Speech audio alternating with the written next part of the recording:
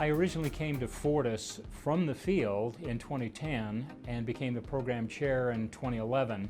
And we've had hundreds of students come through this program. Very successful in the field. I keep touch with most of them. They all have my cell numbers.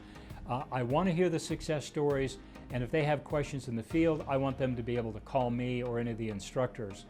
Now, the HVAC program at Fortis College lasts just under a year.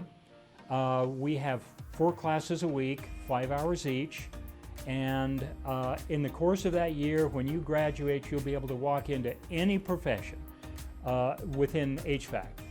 Residential, commercial, industrial, supermarket type of work, which is very specialized, and to be able to know exactly what you're doing, they can put you to work the first day. We'll give you the tools and the skills where you can make that happen.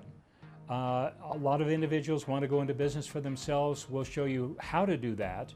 Well, the HVAC department is really a great profession because no matter what happens in the economy, there's always a need for heating, cooling, refrigeration. Where in the world do you go that you don't have that? But Fortis covers the basis from one end to the other, and when you graduate, you'll be able to walk into any of those desired professions and be able to start working, pick up your tools, and go to work the very first day.